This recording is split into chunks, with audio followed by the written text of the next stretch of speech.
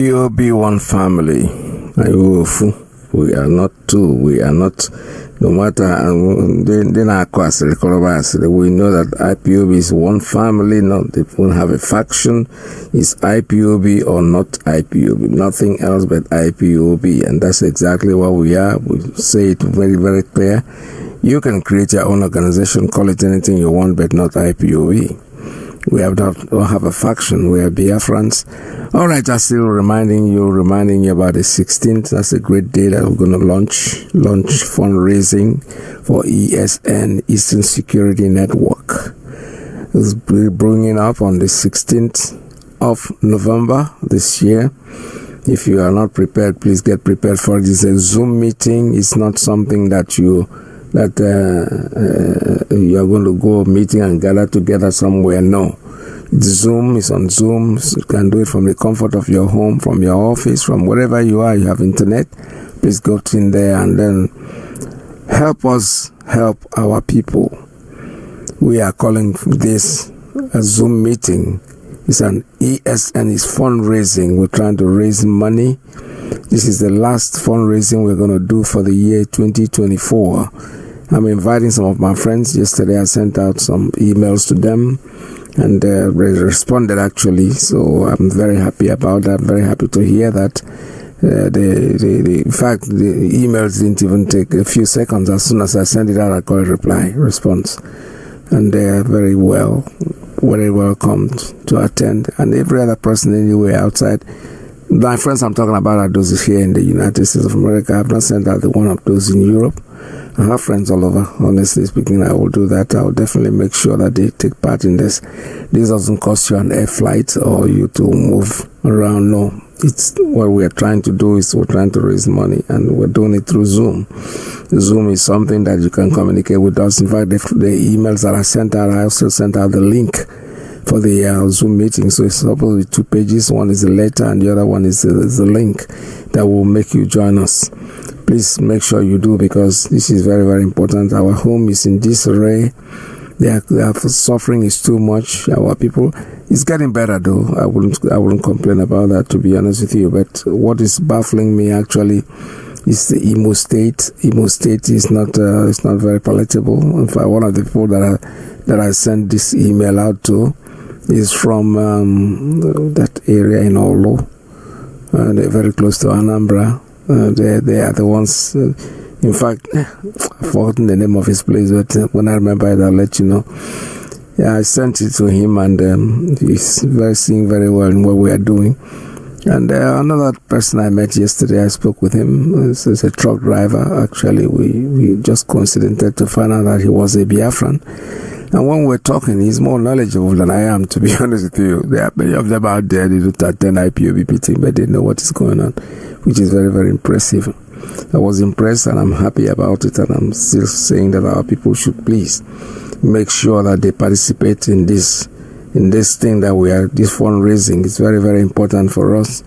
It's important for me, it's important for you, it's important for every one of us to make sure that we participate, we do what we have to do. What we can do your best. Every cover we go. I have a friend, somebody whose name is cover we go, and for him, cover is money. Actually, for us, it is anything that you can drop in. Please don't say you are not a member of IPOB. We are talking about life and safety. You don't have to be a member of IPOB as long as you're a Biafran. Even those who are not Biafrans, they are free to participate in the fundraising. We need to raise money to do what we have to do. This is Radio Biafra USA 2. Stay tuned. Don't go away. We are Biafrans, nothing more, nothing less. You are welcome to land of rising sun. There is a land that is full of natural resources. Pretend divided us during colonization. No, we are generous and industrious. Naturally, we are educationally, we are loaded. Mentally, you can check around the world. Mbano biakelele, mama and papa can go see if I Billy. Because biakelele, anywhere you from, around the world. Mbano biakelele, come and see who we are. Because biakelele, ndemboa, biano biakelele. You are welcome. Welcome to Biafra. It's about no Ebola. Ever been to see you? I welcome.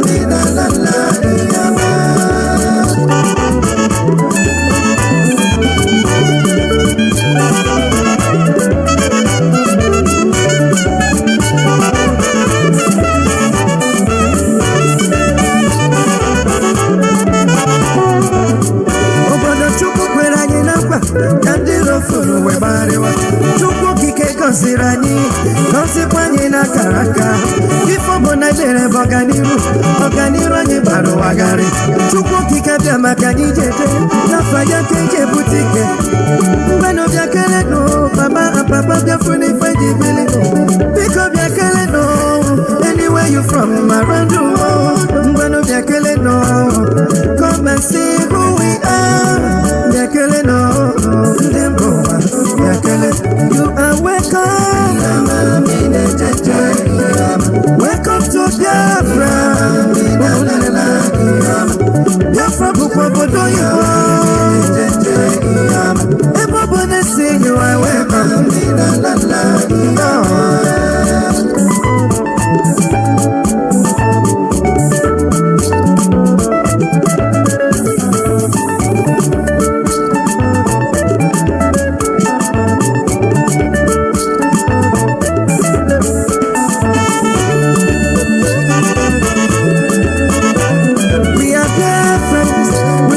Quality education, we can be partners. If you are ready for innovation, Makanina, Igafuna is talented, it will be better. If you invest in Biafra land, when of Yakele no, mama and papa Biafuni Faji Billy, pick up Yakele no, anywhere you from around the world. When of Yakele no, come and see who we are. Yakele no. You are welcome. Welcome to Biafra. Biafra Bukobodoyo. Everybody sing you are welcome. Mazi Nnamdi Kanu. Biafra land Obodoibo, we are still here. We're talking about raising funds for our ESN, Eastern Security Network. These are people who are protecting our lives, our farmland, our bushes, our forests, where these hoodlums go in there to hide and make sure that they commit all the mayhems. They rape our children, they rape our mothers. Our mothers cannot go to their farms because of the Fulani men who are always hovering around. So ESN, their job is to make sure that our forests are clear of these hoodlums. They can call them whatever they want. They can baptize them by giving them a name, say unknown gunmen. Who told you they are not known? We know them. They are Fulanis. We know what they come to do. They don't come to live with you. They come to exterminate you. They come to take over your land, and we're not going to let that happen. They can do that to Nigerians. They have already taken part. Almost 70% of Nigeria, they have taken it already. They're even going constitutionally, trying to make it possible for them to take over the place. But Biafra land is a place that will swallow each and every one of you, because it's never going to happen. Not now, not tomorrow, not forever. It will not happen. So join the fundraising, please, and make sure that you are there. You take part in it. It's something that we need. We need it so much. Enemies are everywhere. We are surrounded by evil. Nowhere to hide.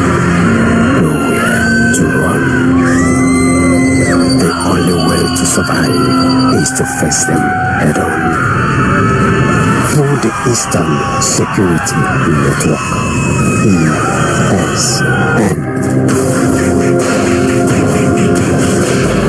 we right the wrong and do what is right to treat like humans. The great family of the indigenous people of Biafra in the United States of America, under the leadership of the Directorate of State, wishes to announce our IPOB end of year ESN fundraising coming up on the 16th of November 2024.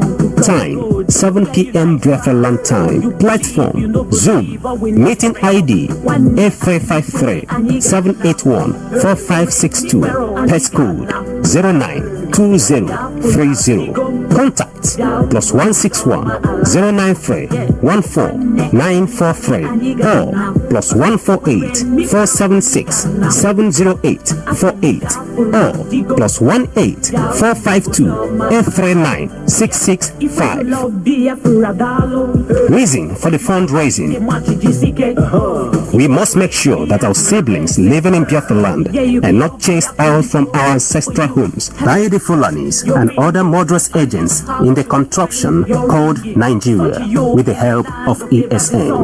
We must make sure our farmlands and bushes are safe for our parents and kings to harness against the evil agendas of the blood-sucking agents in Nigeria with the help of ESN. Most importantly, the lives and properties of our people living in Biafra land must be protected at all costs by ESN.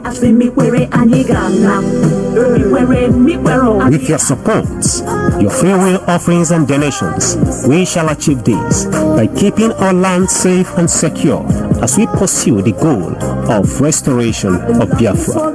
Come one, come all. This information is reaching you directly from the office of IPOB All State Media under the leadership of Mazi Nnamdi Kanu, the leader of the indigenous people of Biafra, IPOB. All hail Biafra. Support ESN. Yes, we're asking for this support because we have to raise funds. We need to raise funds. These people are volunteers that are protecting our land to the best of their ability, and all we need to do to add to it is to make sure that we try as much as possible to take care of them, at least their medical condition, their feeding environment. They are humans. They are not, most of them are doing it. What they are doing is actually what they love to do. They're doing it pro bono. They're not on salary or anything of that sort. No, they are volunteers, and we are saying that we need help. We need help. We need help. It doesn't matter who you are.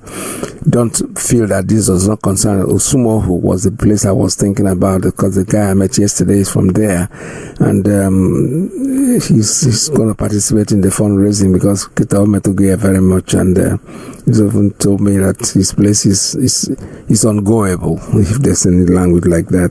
It's not a place that he can go because these hoodlums, they're killing and maiming and everything, so they're. But I told him that all hopes are not lost because we are Biafrans. We are always determined. We are very rugged. There is nothing anybody can do to us. We know what Chukwu Okike Abiama has made us to be, and then that's exactly what we're going to be, whether they like it or they don't like it. Yesterday, somebody sent me a clip that I need to share with you this morning in reference to our new president. By our man, I wouldn't call him new because he's not new. He's just come to complete what he started. And he spoke about he's a special assistant, somebody that he just appointed. Just didn't appoint. It's a woman that we know. Our leader had spoken about her a long time ago because she's one of the people that have been helping to bring the Biafran issue forward in America. So today, she's been appointed by Donald Trump as one of her women and one of the people that are going to be working with him. And we're very happy. We're very elated with that. And we're very, very happy about that because at least there's no way she's a consultant. She was, or she is, or she was. I don't know whether she is still, but I know that our leader spoke about her a long time ago, one of the consultants. So let's listen to the clip.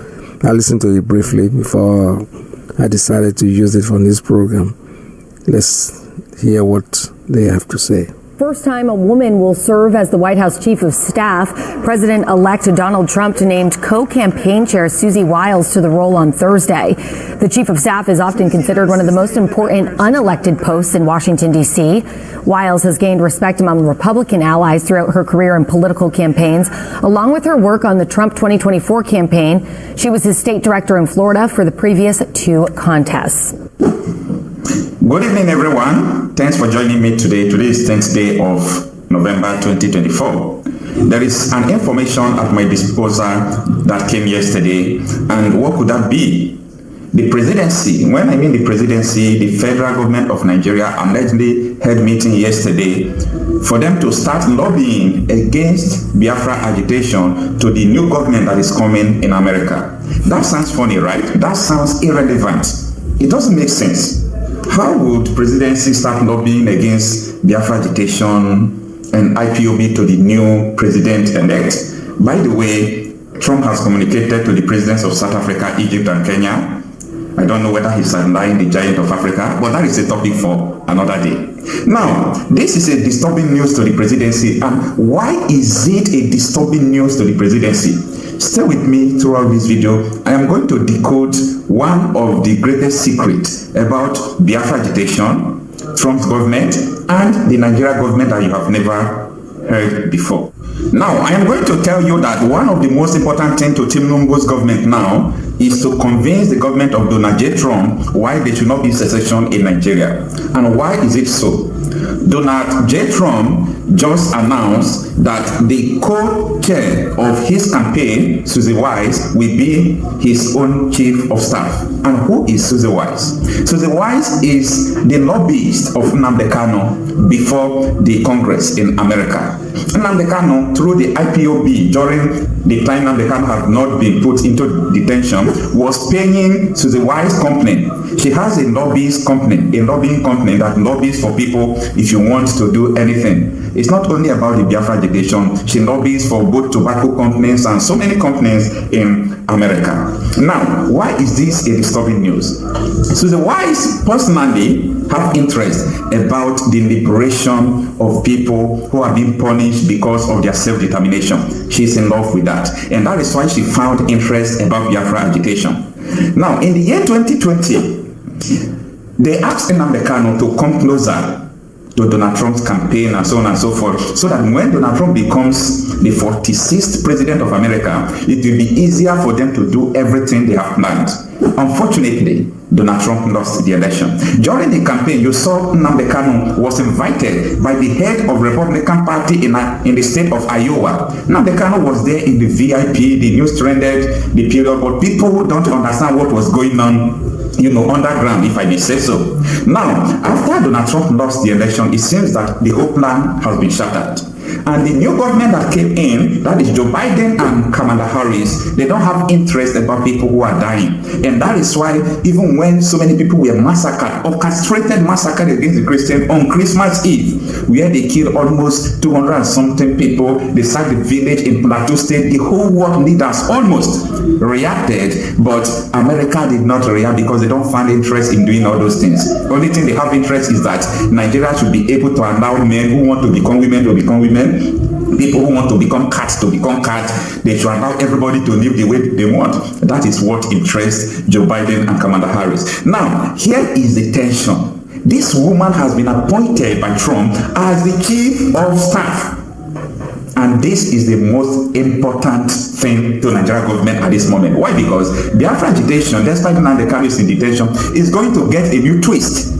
And people don't understand how the international politics controls a lot of things that happen in Nigeria. Before I go forward, let me just digress a little to tell you that the Democrats, their party, that is the left wing of the United States politics, they are responsible for so many things that are going on in Nigeria. I could remember how Goodluck Ebele Jonathan went to Barack Obama and begged Barack Obama, I need help in my country to fight against Boko Haram because people are sponsoring these terrorists and so on and so forth. Barack Obama was looking at Jonathan like someone who is non-entity because for him, he has killed Gaddafi and he's ready to do undo to any president in Africa. That power was intoxicating him. So Barack Obama single-handedly facilitated the removal of Goodluck Jonathan. Even while Nigerian election was going, Barack Obama sent troops to Ghana, waiting in Ghana. If anything happened, they would have to remove Jonathan. So Jonathan saw all those things and he gave up by making call to Buhari, even when Professor Atahiro Jega, the INEC chairman then, has not announced the election. Now, let us come back to what is happening. Why the federal government is interested to negotiating to the new government that is coming to America, because they are afraid that the government is going to wholeheartedly support Biafra agitation because of marginalization and persecution of the minority people from across Africa. Let's dive into the news. So, following this development, Sahara Reporters published yesterday that how Donald Trump's new chief of staff, Susie Wise, worked for IPOB movement in 2019 through her lobbying firm. The article was written on November 9, 2024. Days ago, Trump, who defeated Vice President Kamala Harris in the tight presidential contest, had selected his campaign manager, Susie Wise, to serve as his chief of staff. Here is the details of the article. Susie Wise, the newly announced chief of staff to United States President-elect Donald Trump, was co-chair of a lobbying firm hired by the indigenous people of Biafra IPOB in 2019, and the two parties extensively worked together, records have shown. Days ago, Trump, who defeated Vice President Kamala Harris in the tight presidential contest, has selected his campaign manager Susie Wise to serve as his chief of staff. Wise will be the first woman to serve as chief of staff. Susie Wise just helped me achieve one of the greatest political victories in American history and was an integral part of both my 2016 and 2020 successful campaigns, Trump said in the statement announcing his election. Susie is tough, smart, innovative, and is universally admired and respected. Susie will continue to work tirelessly to make America great again, Donald Trump added. The profile of Wise revealed that until earlier this year, she was a lobbyist for tobacco company Swisha International, for which she worked to influence Congress on FDA regulations, according to disclosures filed with the Senate. She is a co-chair of Mercury Public Affairs since February 2022, and she was a lobbyist for Ballard Partners, the firm founded by Trump ally and campaign butler Brian Ballard. There she worked as a lobbyist for Coal Company, Alliance Resources Partner, Insurance Company, Bankers Financial Corporation, General Motors Marketing Company, Zeta Global, Transportation Company, Origin Logistics, and more companies. A further probe into her records revealed that IPOB hired the Wise firm to lobby the Congress and the Senate Department on the promotion of human rights and democracy in Nigeria, according to a report by foreignlobby.com in 2021. IPOB has a lobbying contract with the Mercury Public Affairs. The engagement, which started in October 2019, is for $85,000 per month, $85,000 per month, but the firm only disclosed $254,000 in payment with the U.S. Department of Justice for all of last year. According to media reports, the emergence of Donald Trump as the winner of the U.S. presidential election intensified hope of an independent nation known as Biafra. As Trump's victory was sealed, messages started to circulate in a WhatsApp group created for the Biafra agitation. President Donald Trump's victory is an inspiration to Biafrans all over the world. Trump defeated Vice President Kamala Harris in the 6th November election to emerge as the 47th president of the United States of America. While his own win has been viewed with a level of misgiving by his critics in Africa, there was jubilation in the Biafra agitation community. As world leaders sent out their congratulatory message to Trump, self-proclaimed Biafra Prime Minister Simon Ekpa quickly joined the fray. As a emerging nation, the United States of Biafra looks forward to the USA's commitment to the principle of self-determination and the freedom of people to choose their own form of government, Ekpa, who lives in Finland, said on X. Another separatist said on X, Biafran is set to exit. We have suffered in the hands of Nigeria terrorist government. Freedom is now. The Republic of Biafra in Nigeria Eastern region is dominated by the Igbo ethnic group. In 2020, the group claimed that the leadership of the U.S. Republican Party in Iowa invited Nnamdi Kanu as a special guest at a Trump campaign rally. 4 years earlier, Kanu had written to Trump, then president-elect, and urged him to support Biafra's push for independence in the same way that he had amplified the message of Brexiters in the United Kingdom. So this is the details of the article from the Shara Reporters, and what do you understand by this? Well, for me, I think there is no cause for alarm, but the federal government of Nigeria knows the reason, the exact reason why they are panicking. They know the exact reason why they are trying to hold a meeting and start counter-campaign against this Biafra agitation issue. Maybe they really understand that Trump stands for, especially for people who have been marginalized, persecuted because of their minority, because they find themselves in a country that is not suitable for them, and so on and so forth. You know, I could remember how Trump also supported the Brexit. But the issue is this: the Nnamdi Kanu's IPOB was not looking for America to come and help them to do so many things. No, they were just looking for a way where they can push further to make sure they have their own country, where no any other foreign government will interfere. That was the point Nnamdi Kanu was pushing for. And what is happening today, the whole fight circulating from around the world, where the former Nigeria military intelligence, Kunde Onduwami, sorry, I forgot the name, but you know who I'm talking about, who have worked with the DSS and Onduwami, yes, Kunde Onduwami. So the man has sent files to so many international communities stating what he discovered when he was working with the DSS, that Nigeria is said to be Islamized, and the people in the presidency, Senate, and governors are aware of it, but they don't want to act against it.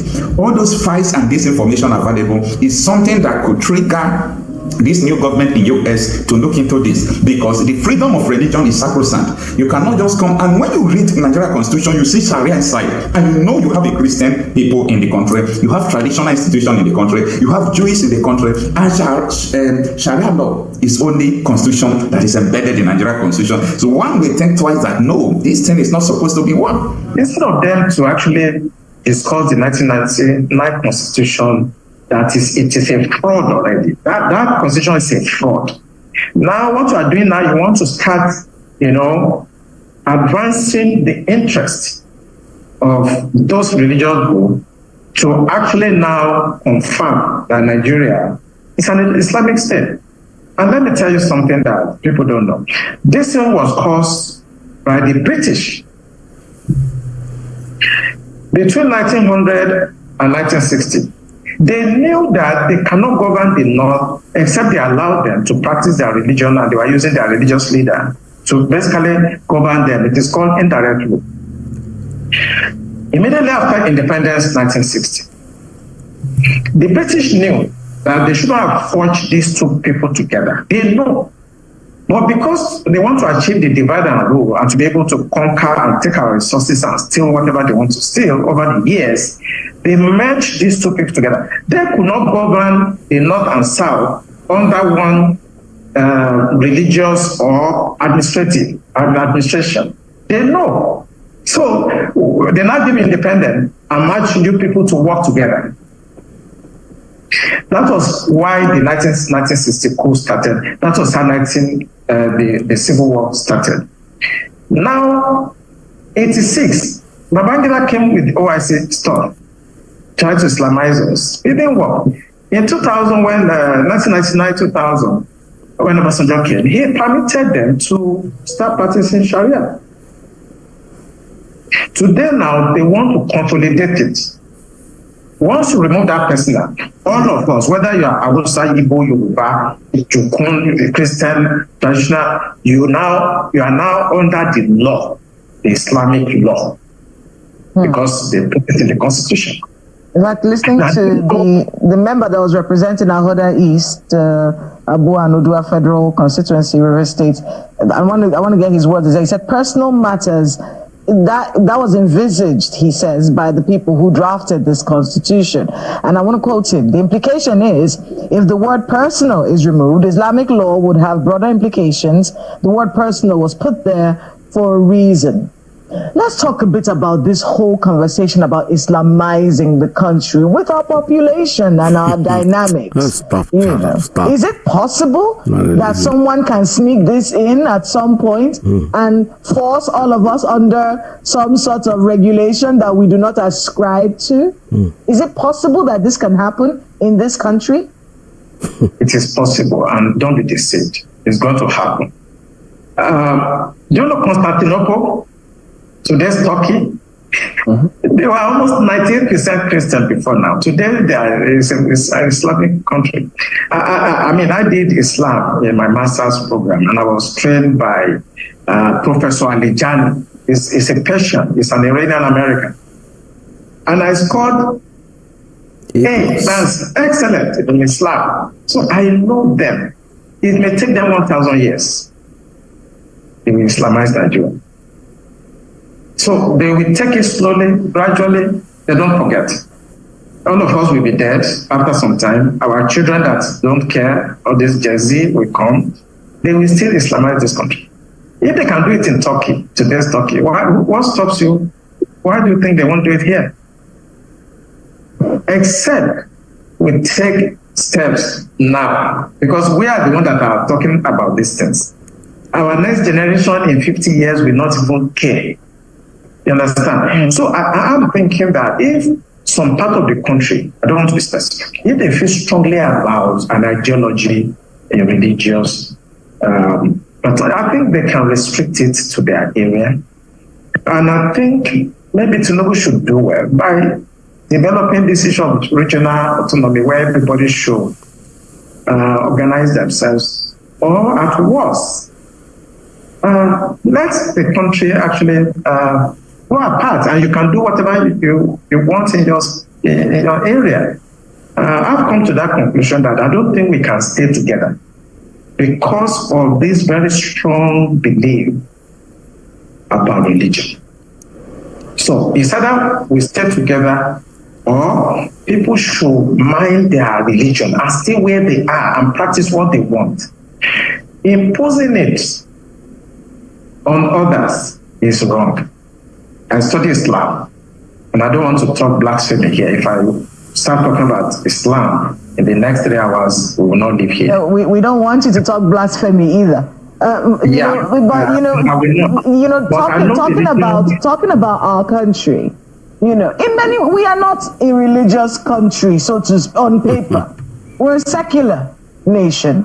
What kinds of conversations should we be having with the Nigerian people, especially the younger generation, about how to ensure that we remain secular, where you can practice your religion in any part of the country that you please without imposing your views or belief systems on any other person? What kind of conversations should we be having, and what should our lawmakers be thinking at the back of their minds? At least they've made the first step, which is dropping this bill and ensuring that it doesn't go through. But in subsequent conversations that you said will inevitably come up, what should we be doing as a people to ensure this doesn't happen?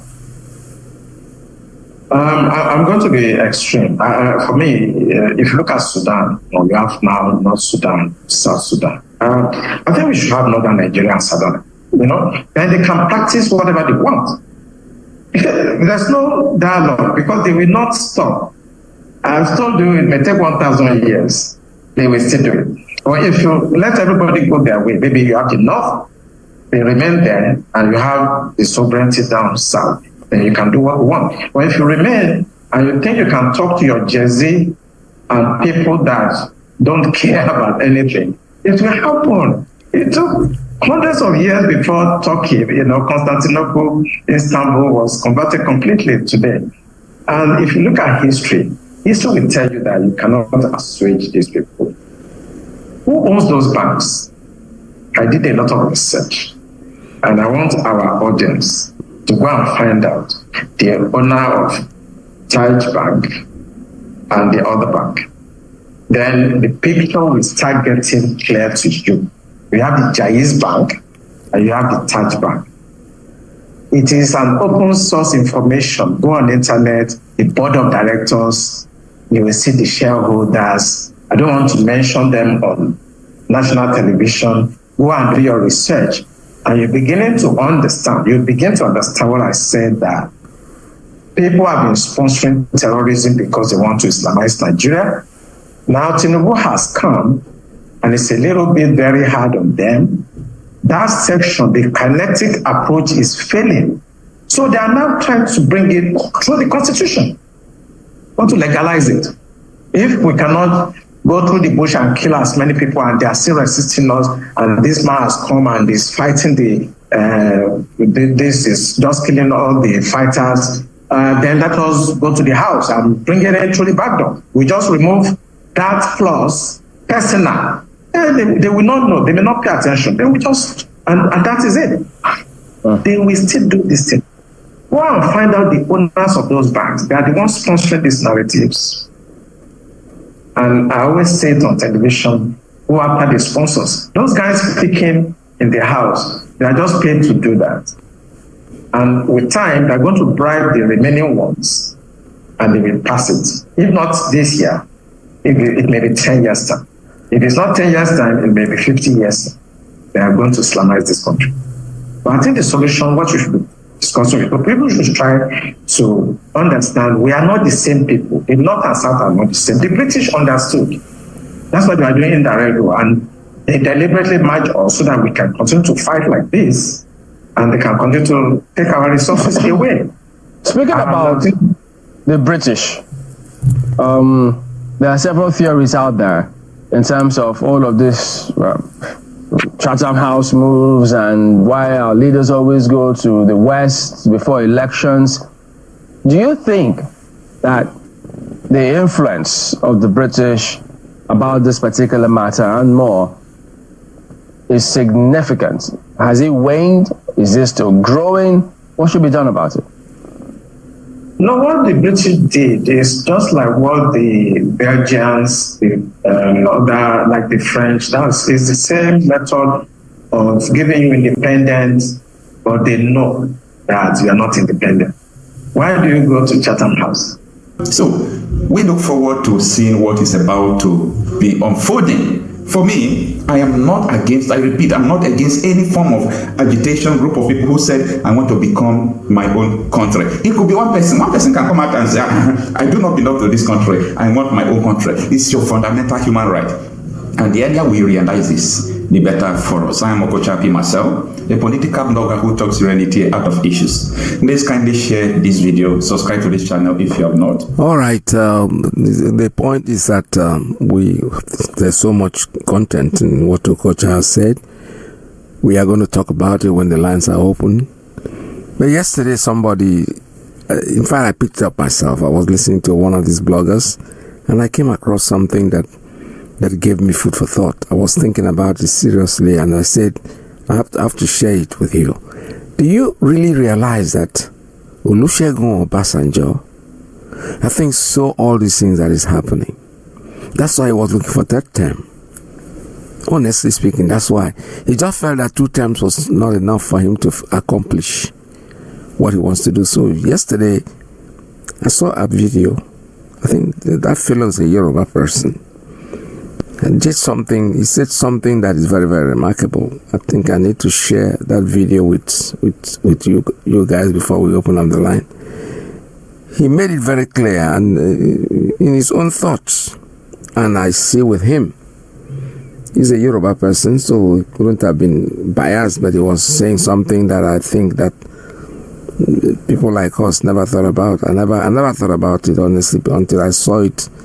I don't know. Oh my goodness, I can't even find that video anymore. I don't know where I put it. But in other words, he was let me paraphrase what he was trying to say.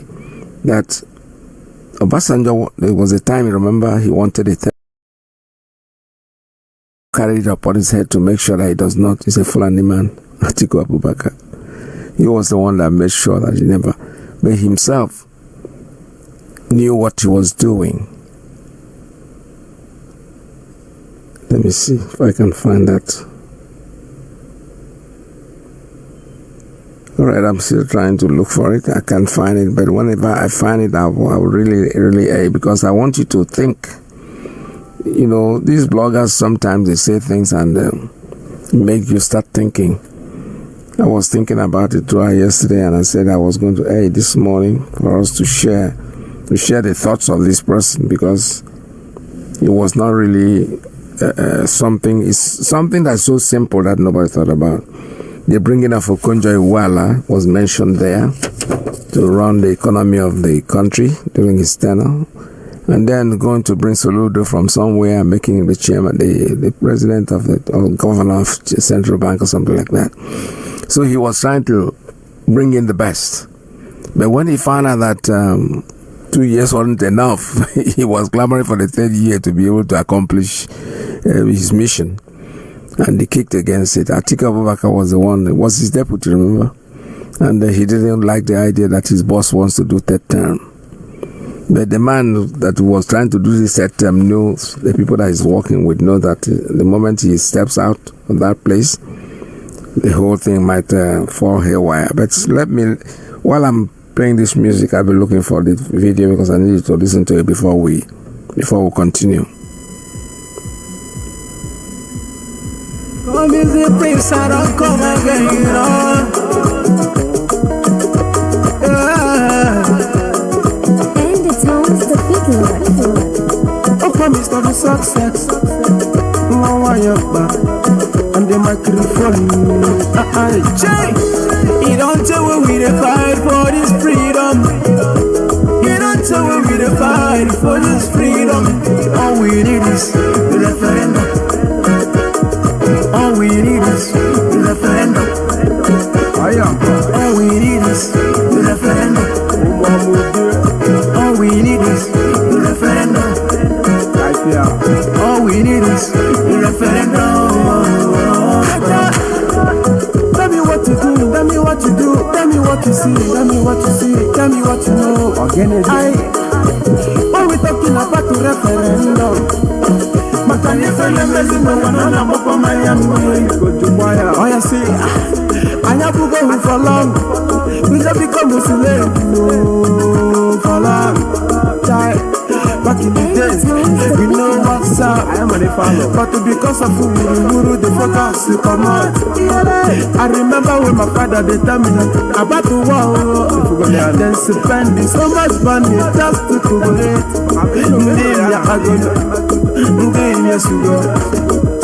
Success in one way, it's typically go man. You don't tell when we fight for this freedom. You don't tell when we fight for this freedom. All we need is the referendum. All we need is the referendum. All we need is the referendum. All we need is the referendum. All we need is the referendum. Oh, yeah. You don't tell me to fight for this freedom. All right, I finally found the tape, so let's listen to this fellow before I can open up the lines for you to make your calls. You see that man you're seeing his picture there? His name is Chief Olusegun Obasanjo, ex-president of Nigeria and the best president that Nigeria have ever had. I don't know about that.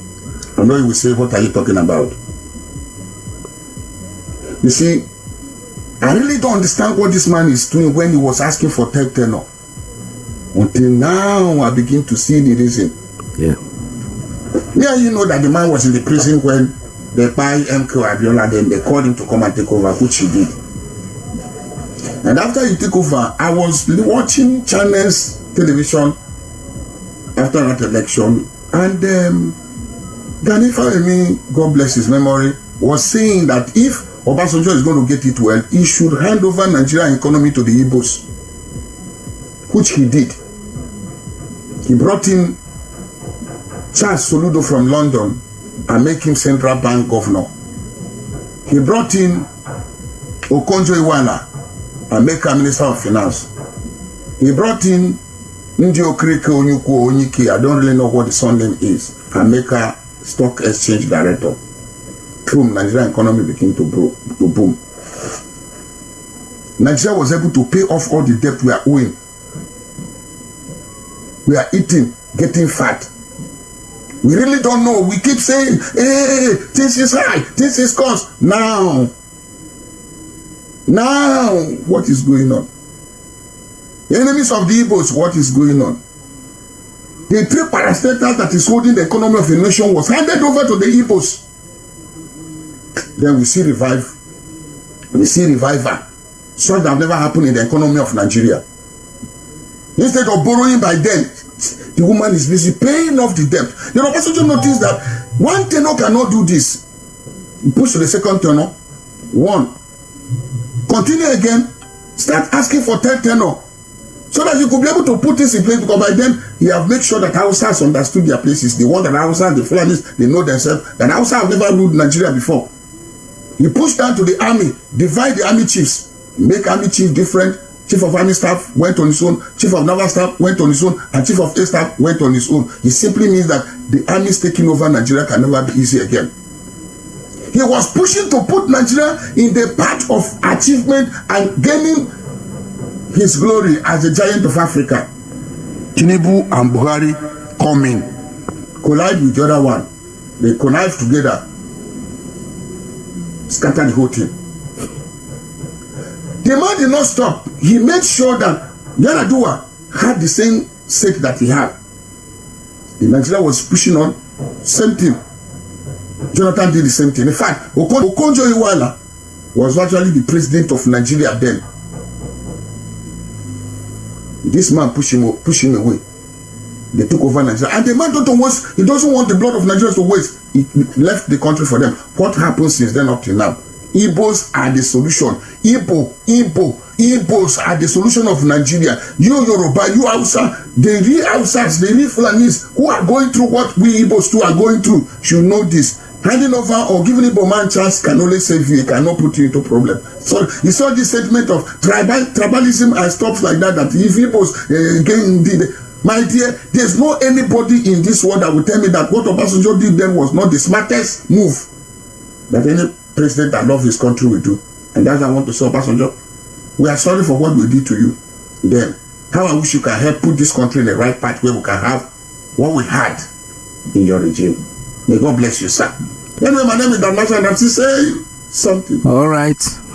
See, that's like I've told you.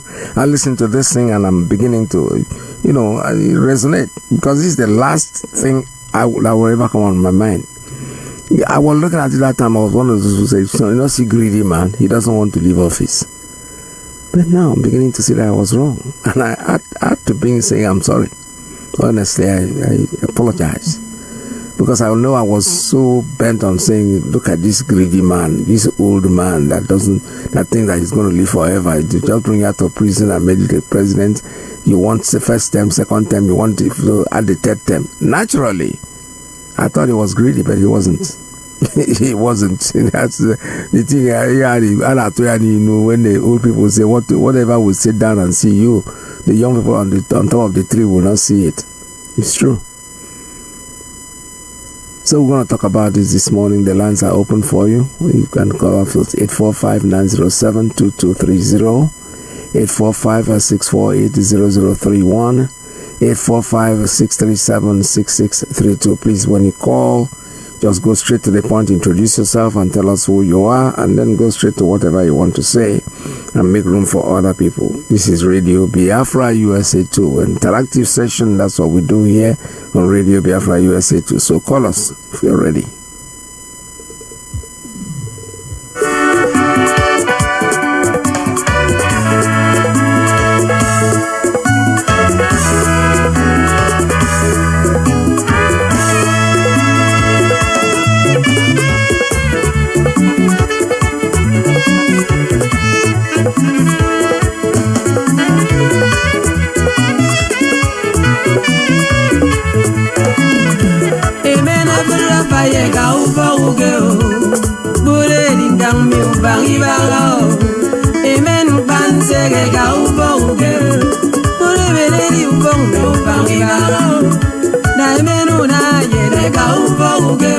Go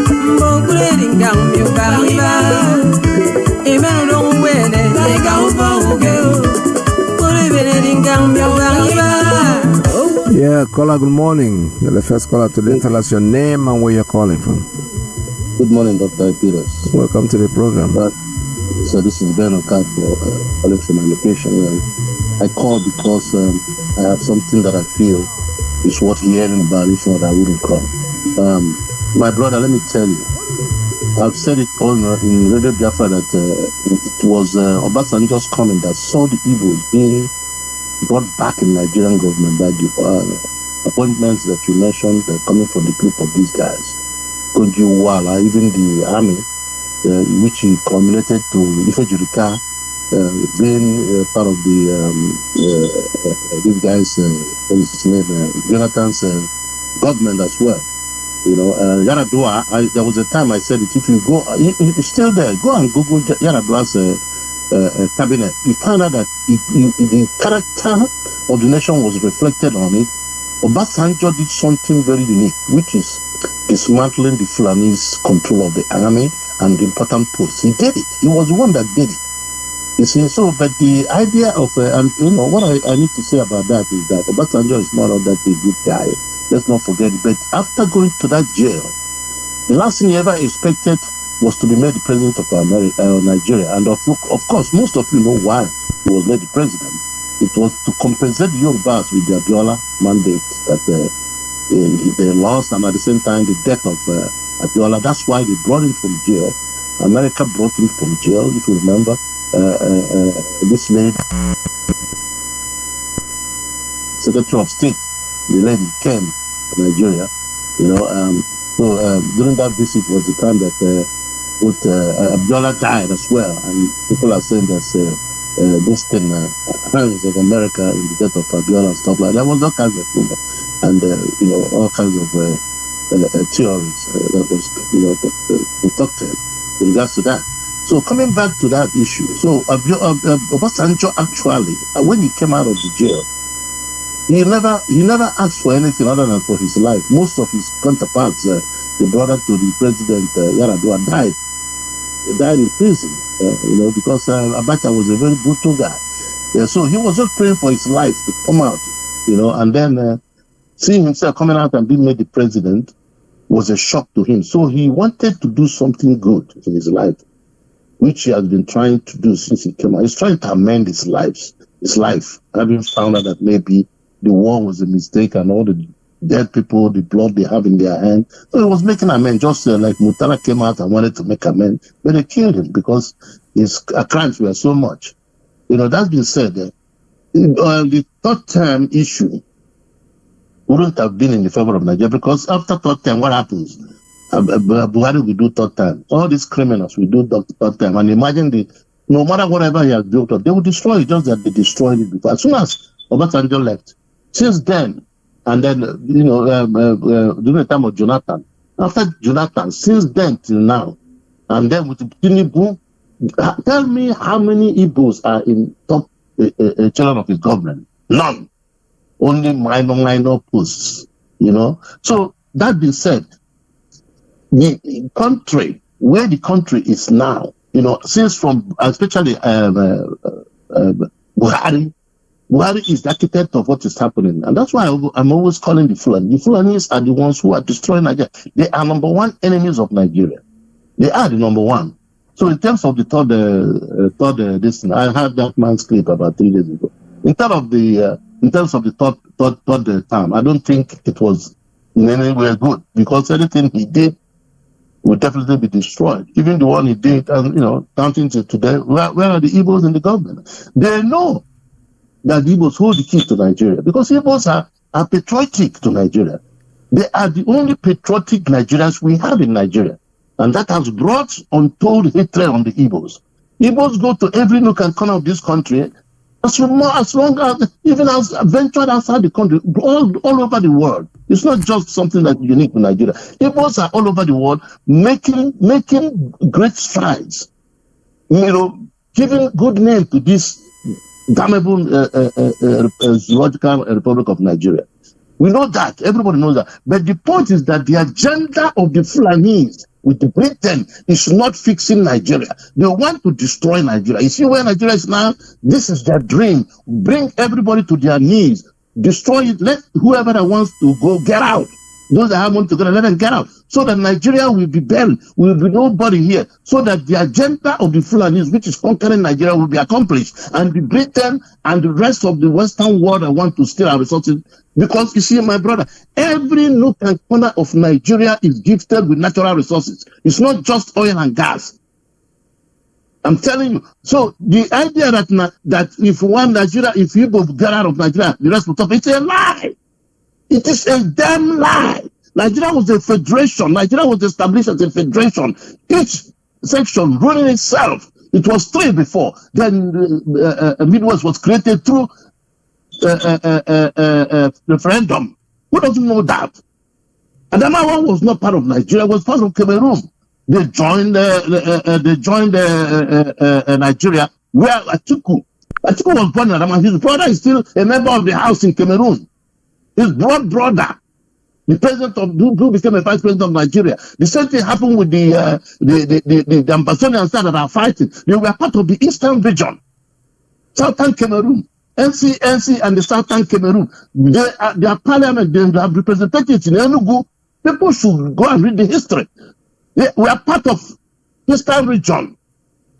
Okay? Then through that same referendum that was granted to Adamawa, they refused. Why did they refuse? Because of the fear of the Igbo man dominating them. Igbo man saying in their part of Cameroon that Igbo man already dominated them where they live. And then if they become part of the East, that they are finished. That's fighting war today. They could have done what Adamawa did and joined in Igbo. So the point is there, it's very clear, my brother. Everybody knows what is happening. The British people want to destroy this country, hand it over to Fulanis who never managed anything. Go and read the character description of Lord Lugard about the 3 major tribes and see what he wrote about every tribe. He associated Yoruba with deceit. He associated with the Fulanis with what? They are like leeches, and whenever they attach to you, they suck you to death. And they are lazy, and they are what? Criminals. He said it. Igbos. He said what the Igbos are. Igbos are very, very stubborn people, but they are very intelligent, and they are very, very industrious. This is Lord Lugard. You can Google it today. They know the character of whatever that makes up this country called Nigeria. They know it. Yoruba is well educated, but they are very cunning. They are very cunning. They are very hard to trust. And it's been like that for ages. So any negotiation we're doing with them, we have to have that in mind and know that we are. If anything fails to happen the way it's supposed to be, that we can defend ourselves without the help of anybody. We must build our ESN, our military base. I've said it. I'm going to repeat it again because in the north, they all carry arms. I'm going to carry arms. So if we carry our own arms, it's not a crime. I repeated it the other day. Somebody who spent most of his life in Pakistan is building AK-47, manufacturing it in Nigeria. When he was captured, what happened? They forced the army to return him where he was and let him set him free. Not even to release him, but to return him back. So they have in the north now somebody who is manufacturing AK-47 for them. So if we go and arm ourselves, it's nothing new. It's what we're supposed to do. Thank you, my brother, so that others will contribute their own. God bless you. Thank you so very much. Thank you for your call. This is Radio Biafra USA 2. We're still taking calls at 845-907-2230, 845-648-0031, 845-637-6632. All right, this morning we're still talking about issues that concerns us, concerns our freedom. That's where we are building our power is on freedom. We are going to be free, whether they like it or not. They can do anything that they want to suppress us. Of course, they will try. Because Asari Dokuba, even though he's mad, sometimes they can quote him. He said, if somebody is holding your sugar in your mouth, how can you do it? You just grab his throat so that he will split it out. That's exactly what Nigeria is trying to do to us. They want to keep milking their industry, but so they're fighting against us because we want to be free. But we're going to be free regardless. It doesn't matter how long it takes them. Donald Trump has come in, and all I keep saying, the appeal to Donald Trump is the thing that I have said before. For you to make America great again, you have to go to the source of the problem that you have in America of people migrating, because our country is all messed up by the politicians. They steal our money, they loot the nation, they take the money out. Where do they put the money? Either here in America or in Great Britain or anywhere in Europe, leaving the people impoverished. So what do they do in alternative? They want to migrate, they want to Jakpa. That's the new language that they use. Jakpa means running away from their homeland. And where do they come to? They get a visa to come to America. For them, it's like a new world where they are going to. And they'll keep coming until you make their home a living place. You make their home a living place. We're not saying you should go there physically to do anything, no, but this make sure that you arrest these people, the criminals that are doing this to the people, and then take it from there. The moment you know that some of them that have stolen this money have come to this country and they are not going to be able to use the money because you're going to put them in jail, other ones are going to take precaution. There's no doubt about it. That's the only way you can make America great again. Making America great again is not like you're going to kick out those who are here already. No. It's not going to change anything. Most people who are here already, to be honest with you, they really want to go back to their nation. They want to go back to their country. They don't, especially with the Biafrans. We are people that never split our umbilical cord. We are always back home. That's what we think about. So, and the only way we can be, most of us are not very happy being outside our home, especially at a certain age when you've retired. Supposed to be in the community, drinking your palm wine and chopping your oba and obroko and the rest of them, and living like normal people. But you can't do that because your home is all messed up. One who messed them up is the government. That's nothing else. The Igbo man is a very hard-working person. The Biafran man is a very, very, very extremely built to hard work. But government is not coming to work for you, but there are certain few things that they can do. They can give you good roads. They can make you have some drinking water. They can provide electricity. And then you go out there and make a living for you and your family. But they are not doing all that. All they're doing is loot, to grab as much as they can, not even finish in their lifetime. And who encourages them? They sometimes in those days when we were small, you find something and then somebody is charged for being in possession of a stolen property. Of course, so the man that stole it is a criminal. You that is harboring it is a criminal. So you encourage him to go and steal, and then when he brings it to you, you are equally as guilty as the person that went to do the physical stealing. So when these politicians steal all this money and they bring it to Europe and dump them in your banks and you don't say anything, you are part of the problem. You are more of the problem than even the man that stole it. Because if the man steals the money and doesn't know where to put it, he doesn't have a place to keep that money because he can't take it to bank, because if he goes to bank, he's going to go to jail. Then you are the one encouraging. So when we're asking you, Mr. Trump, now that you've come in, take a look at this situation and make sure that these people, when they steal this money and bring it to your nation, that you put them in prison. They have to tell you where they get the money from. When you become the governor of a region in Nigeria for 4 years or 5 to 8 years, you become so rich that you are wondering, what is the point even working when all you can do is spend your money and become the governor? Nobody ever questions them. How did you come about this wealth? All overnight, you see somebody who is lapidated, who cannot even clean his shoes and have a good shoe on his leg. As soon as he becomes a local government chairperson, he builds tremendous homes and becomes very rich. Wow. Becomes extremely, extremely rich. When I talk about rich, I'm talking about big time rich. But this is somebody who has no visible business, nothing that he does that will yield him that kind of money. But as soon as he gets into office, he becomes rich because he's encouraged by the West. So for you to make America great again, go back to the source. Believe me, if you say when you fix the source, all these people, most of us will even go on our own. We don't need to be deported. If you can go there, if you watch a typical Biafran in this America or in Great Britain or anywhere, go back home and you discover that there are people that have been they're trying everything to establish themselves in their homeland. But unfortunately, there is no support. Support in the sense that we are not even saying that you should go to the bank to get money or to go to the government, expect the government to come and build up your business for you. No, there are few things that the government can supply. I did that a couple of years ago, about 10, 12 years ago. I went back, started trying to establish a business. But you know something? It didn't work out because there's no support from government. The things that they're supposed to do, they're not going to do it. Caller, good morning. Tell us your name and where you're calling from. Yeah, Mazi, good afternoon, and thank you for having me. I hope you can hear me, sir. Welcome to the program. Yeah, okay. Thank you for having me, Mazi. Thank you for your program. Thank you for your time and dedication, my brother.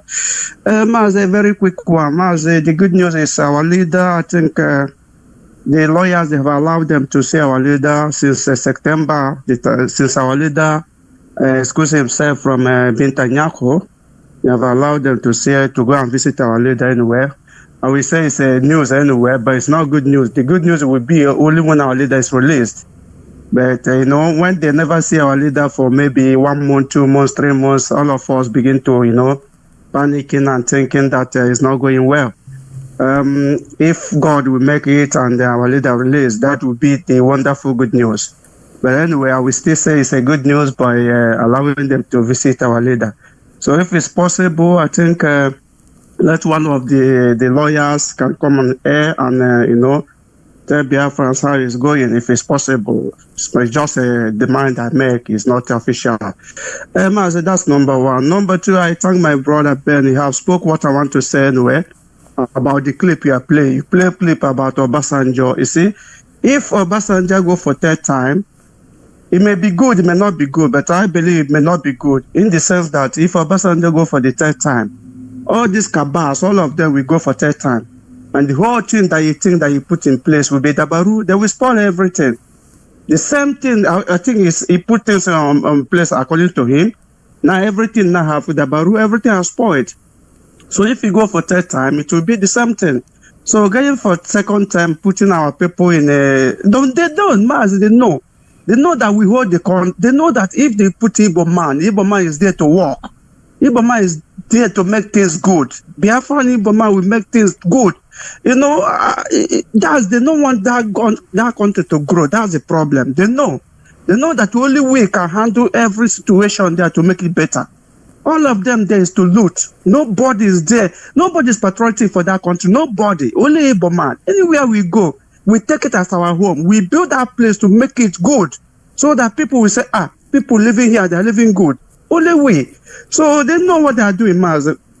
Another thing is about you see, the play you play about, consultants and other things.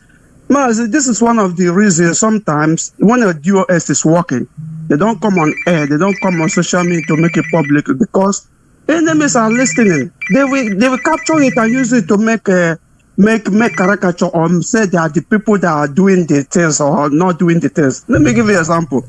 There's a time I come on air here to announce when our people trying to, to focus, reaching Russians, delegates to see how they will help. Do you know that the experiment they mentioned for that thing that you played? He carry it, he make it to his own program, and everybody shout, "Oh, it's not consulting, it's not Putin, it's not eating with Putin, all this and that." So this clip you play now, you can hear his name there. Why? He will try to attach his name so that people may think that he's doing something.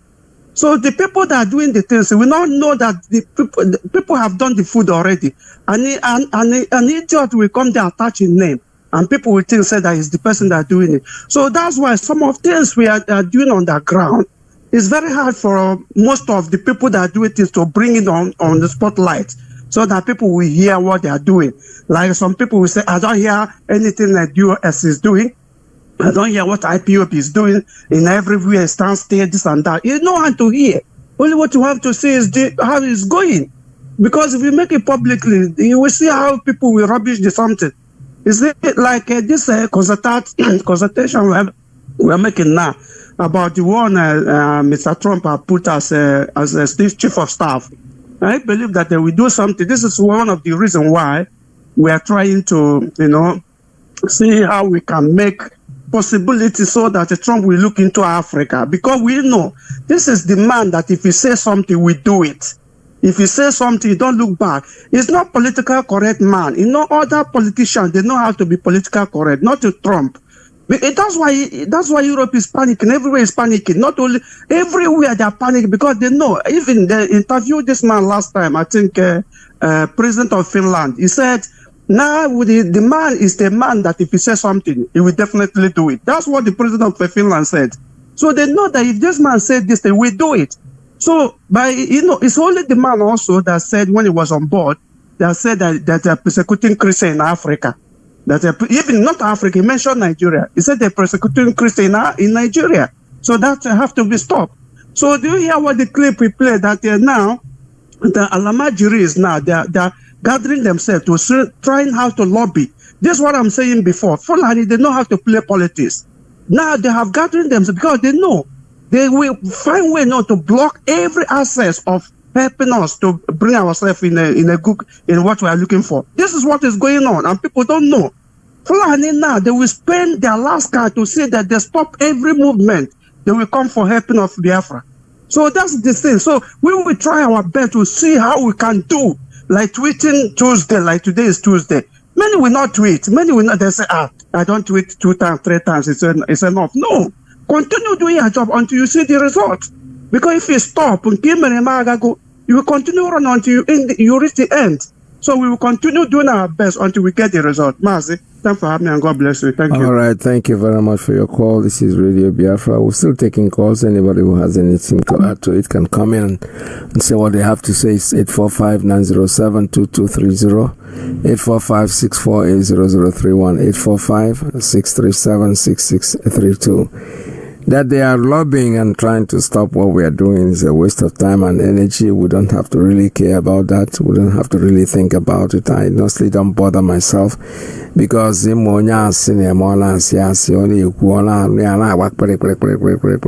it doesn't take time before he is revealed that he's a liar. And our leaders one time said something about the Igbo people. He said, as in Igbo ways and Igbos don't like themselves. Our leader said, no, it is not true. The Igbo man, when you tell him the truth, and the day he realizes that he becomes your ally for life. So forget about what people are saying. They know the truth. I told you yesterday I ran into somebody, a contractor. We were talking. This man is not a member of IPB. I never met him before. I only heard him greet somebody, another Nigerian. I said, oh, so you are from Nigeria? He goes, yes, where are you from? So he's from Anambra State. Before I could say Jack Robinson, he took over Nnamdi Kanu. He was telling us that he went with anybody. There's nobody in Igbo land today that can be compared to Mazi Nnamdi Kanu. He's not a young person. He's not like an old man, but he was middle age. Should be in his maybe late 40s or 50s. So people know the truth. Forget about the people that. Why I don't want us to talk about these people is that you are giving them the importance that they craving for. They want you to talk about them.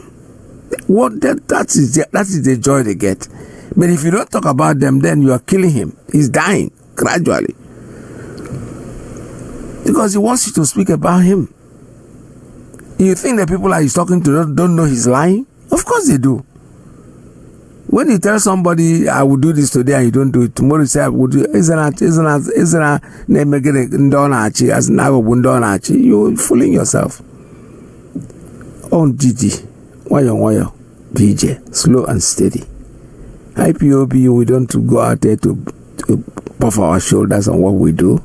No. It's not necessary. The truth will reveal itself in the end. Anything that the neighbors hear, they will reveal them. Some people will go and say, we are bringing Biafra tomorrow. Okay. Do you know one interesting thing? Biafra tomorrow will come. Because when you give a date, you think that the date will not come. No. It's the same thing that's happening to Nnamdi Kanu in court. You watch it. They adjourn, they postpone. Oh, okay, we're going to hear his case. They will push it. And they think that date is not going to come. Before you say Jack Robinson, the date is there. That all that noise that you make, people are there recording it. Are saying now, yeah. Because number one, you wait for that date will come. You have to tell another lie to cover that date. Why it didn't happen on that date? And they check on another date. That date it took another assay. So lie upon lie upon lie upon lie that will not take you anywhere. We are the indigenous people of Biafra, the owners of Biafra land. No matter what you say, no matter how much you try to twist, we don't have to bother ourselves or walk through our energy to care about what you say. You can say whatever you like. You can give whatever date you want. You can call yourself anything you want. I remember speaking to somebody in Nigeria. In fact, the person is not even here. It's in Nigeria, in a group that I belong to, an elderly person too. He was so angry with some people, I don't want to call their name, that how can they all of a sudden from nowhere, they just come, they call themselves president, they call themselves secretary general. The man was very pissed off. And I said to him, why do you worry? My friend once told me, I had an AIG friend, he's late now. May his soul rest in peace, my very good friend. You know, I was there when he joined the police, when he became a police officer, a cadet. I was playing music, he was a musician, so we were still together. We were classroom friends, best friends, and childhood friends. And then when he heard, I think Warriors music was playing on radio, and we were in his house, both of us, I was listening. And when after the end, the DJ said, that was Sir Dr. Warrior. My friend looked at me and let it laugh. He said, Ike, you people that are musicians, you can answer anything. But you know something, the day you go out there and tell them that you are PhD or you are whatever, you can call yourself anything you want. But the day I will get involved is the day they bring you in and say you claim to be a PhD when you don't have it, and you can claim it as a musician. You can claim, you can answer General, Warrior, Sir, Blug, that. But the day you go to look for work with it and you present a certificate that is false, then they will call me in and I will arrest you. So in other words, people can call themselves whatever they want. That is their whole problem. We don't have to advertise it and make it look like it's a big deal. Because that's why he's creating it. He's creating that thing for attention. It's just like what now. And nobody pays attention. He will start spoiling something so that people will pay attention to what he's doing.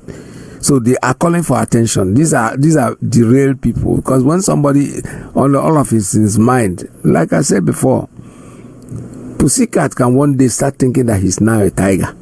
When he knows he's just one puss. One pussy. Lizard would think he's a crocodile. No. No matter how lizard big rich, he can never be a crocodile. No. Crocodile is a different breed. You are a different breed, but when I look alike, it's just that you're the smaller part. The moment you start thinking that you are that, so people have the right to think of whatever they like. Who gives them the honor is you. It's you that is trying to give them that publicity. It gets in point, because I go on social media all the time and I look at something and I found out there was something that had really, really happened. There is this, I won't call him a comedian, I won't call him a musician, but whatever he is. He spoke about Burna Boy. And Burna Boy went and called the police. And they arrested this fellow. So they put him in jail. But you know what I noticed? When he came out, this insignificant person that nobody, he has followers. There are people that follow him on Facebook. I didn't know him. To be honest with you, I don't really follow anybody on Facebook anyway. Maybe very dark man. I follow him, yes. Now, anywhere they put Burna Boy on the Facebook, they put the guy on the side. They're advertising him. And the guy, I mean, that is what he does. Publicity is publicity, I keep saying it. When a lizard, one couple, that is nothing, you start portraying him with a bush meat. Then you're advertising the one couple because nobody knows who he is. So let's not worry about these people. They can tell all the lies they want. They can fix a date that Biafra will come. They can fix the date they're going to throw Nigeria upside down. They can fix a date that the war will start. They can fix whatever they want, but that date will come and go.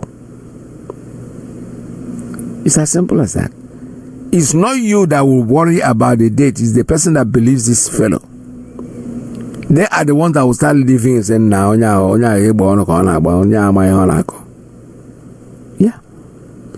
But if you start worrying about him, let this be his problem, not yours.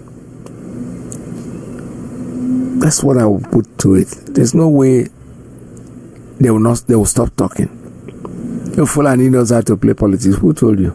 Which politics they know how to play? They know how to lie. Why haven't they achieved anything in their life? They know how to play politics. Tell me anywhere in the world where Fulani man is a president. Just name one. Not even from Futajalan. They know how to play politics. Forget about giving them these credits because it's irritating. Very, very irritating and very annoying. Sometimes when I listen to things like that, I say, well, you are glorifying a lizard who thinks he's a crocodile. No. If they are so good, why even in Futajalan where they come from, they don't even allow them to be in politics. I know a woman that I joined. I met a woman from that area. He called them Fula. See, Fula people, you can never allow them into politics. All they do is come and create problem and bring their cow to eat up your things and everything. That's all they know how to do. So if they are so good, we are giving them credit plus. They know how to play politics. Which politics? Where are they? Where would you go and say they are here? If you are very good in doing something, then you have a presence somewhere. But where? Nowhere. So let's stop glorifying them because they're not what we think. We just have to continue. Biafra is our quest, and Biafra is what we're going to get. No matter what, we are there. We don't make too much noise about it, but we're getting there somewhere. Let them fix the dates that they want. Fine. The only thing, and I keep saying it, and we have said it over and over and over, is no matter who you create, no matter who you crave you are, don't associate yourself with IPOB. Just stay on your lane. We have no faction. IPOB is one family. One family, IPOB Adrabo. ESN is a arm, the security arm of IPOB. So even members of ESN, they are members of IPOB. They are not different. It's just a name. ESN, just to designate their office, what they are doing, and what they are supposed to be doing. But when you belong to another organization, and you come in and say, an arm of IPOB, you are infiltrating. You are an infiltrator. You are either IPOB or you are nothing. Cannot be an arm of IPOB. IPOB has no arm. Like I said before, ESN is a security section of IPOB. So members of ESN are members of IPOB. You just say designation. They're given the job, ESN. It's a security network. That's what we're raising funds for on the 16th of November. So I hope you gear yourself up for that. Because it's coming in, it's a Zoom meeting. Don't say that you won't have time to go. No, you can do it from the comfort of your home. We are sending out flyers. The flyers are out all over the place, and there's some email addresses. If you send me your email address, text it to me, and I will send you the flyer. I'll be willing to do that because I need all of us to be on this fundraising. It's going to be the last for the year for the ESN. So we need it. We need to be there. Don't give us any excuse. Koba we go. That's what we say. Koba we go is a friend's name.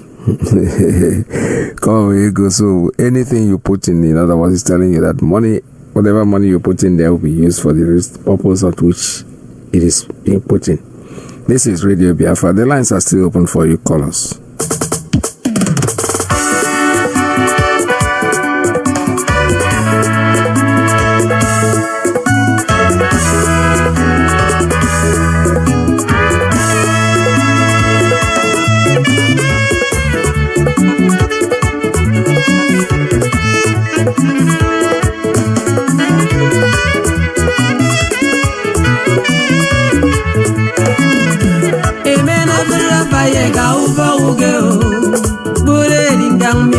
ibao. Amen bansege ga uboge. Pulebele ubong me ubang ibao. Na amen una yene ga uboge. Mbong puleding gang me ubang ibao. Amen don't wene ga uboge. Pulebele gang me ubang ibao. Oh, there is no vacancy. Pan gang by gong idio. Who went me? Da manguro swami yo dogo yeno ye vacancy baga oh mama out there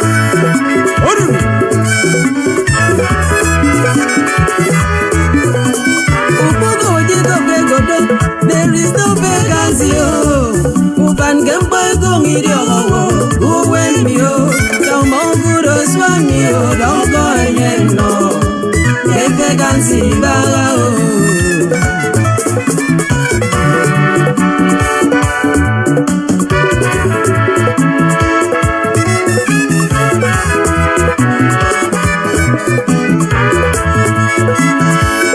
Boni dio esire gogo Ubanu bango bango gamu wemyo Meswanti mboye godo Mbogu bango bango gamu wemyo Mefile yeru wene godo Ubanu bango bango gamu wemyo Mboji gomba muru gamu wemyo Anyena vacancy baga no chance, no chance.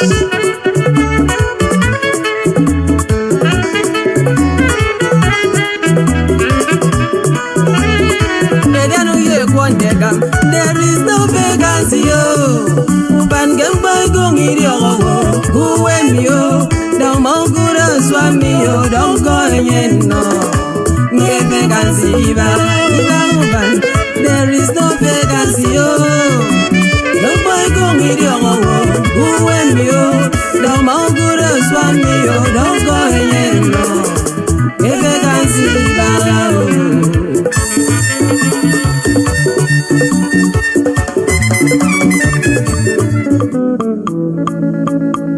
We are Biafran, nothing more, nothing less. You are welcome to land of rising sun. There is a land that is full of natural resources. Pretend divided us during colonization. No, we are generous and industrious. Naturally, educationally, mentally, you can check around the world. Mbano bya kelele, mama and papa can go see if I jibili. Because bya kelele, anywhere you from, around the world. Mbano bya kelele, come and see who we are. Because bya kelele, ndemboa, bya no bya kelele. You are welcome. Welcome to Biafra. It's about no Ever been to see you are welcome.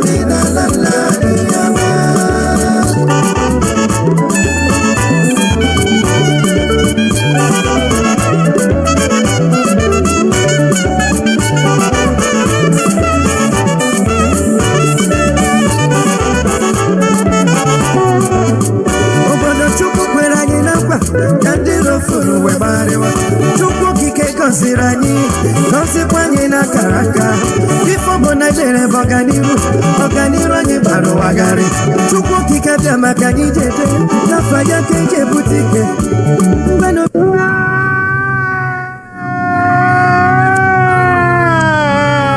enemies are everywhere. We are surrounded by evil.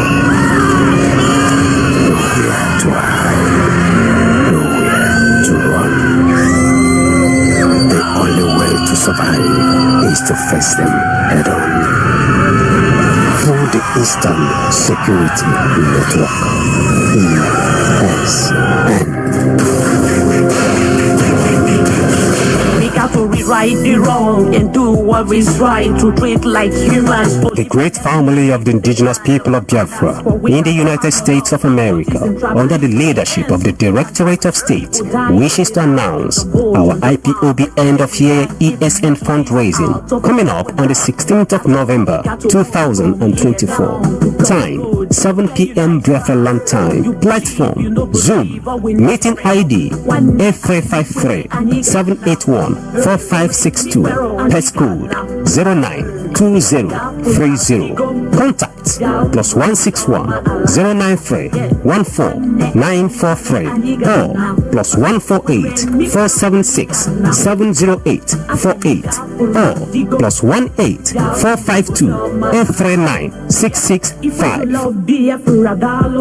Reason for the fundraising: we must make sure that our siblings living in Biafra land and not chased out from our ancestral homes by the Fulanis and other murderous agents in the contraption called Nigeria with the help of ESN. We must make sure our farmlands and bushes are safe for our parents and kings to harness against the evil agendas of the blood-sucking agents in Nigeria with the help of ESN. Most importantly, the lives and properties of our people living in Biafra land must be protected at all costs by ESN. With your support, your free will offerings and donations, we shall achieve this by keeping our land safe and secure as we pursue the goal of restoration of Biafra. Come one, come all. This information is reaching you directly from the office of IPOB All State Media under the leadership of Mazi Nnamdi Kanu, the leader of the indigenous people of Biafra, IPOB. All hail Biafra. Support ESN.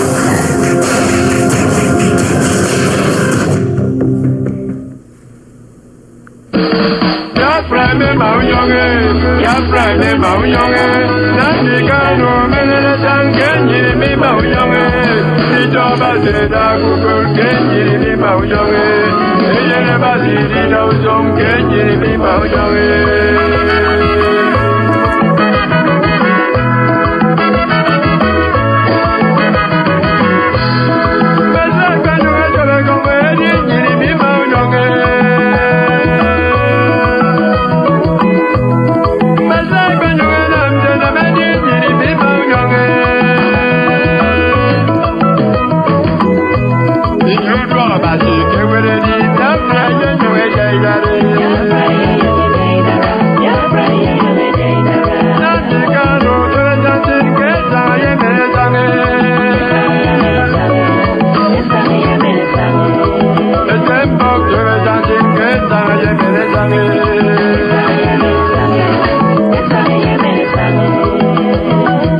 Mazi Nnamdi Kanu, the man with the lion voice, the man with the thunder voice.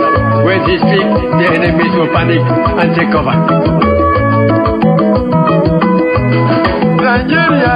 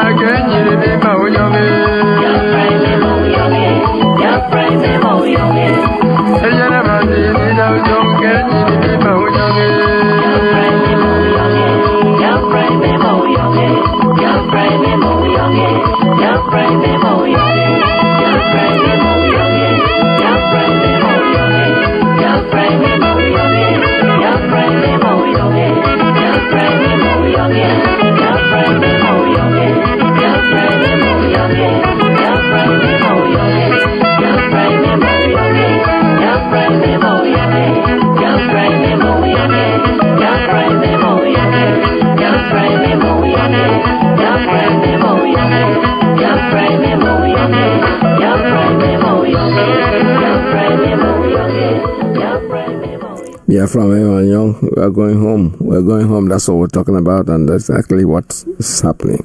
Biafra, my young, we are on our way home, and we're gonna go.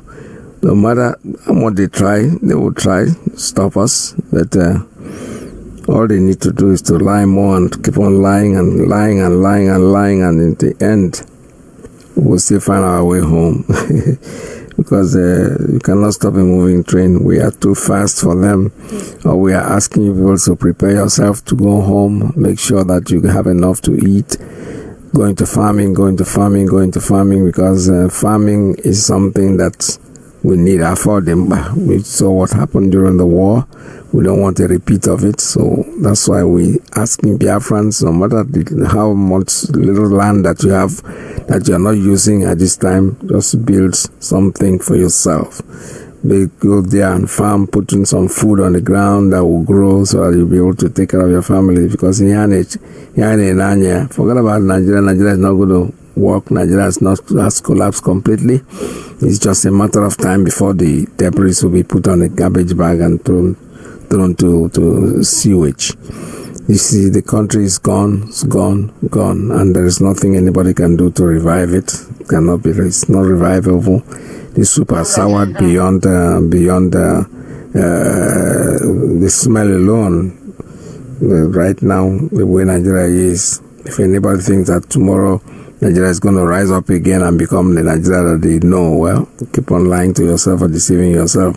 All we're asking is to go to farm, put some food on the ground, so that you can do. Welcome to IPOB Rapture Media. IPOB Call to Action. Biafran's return to farming. Invest in agriculture. Have you ever paused to question the importance of self-sufficiency in food production?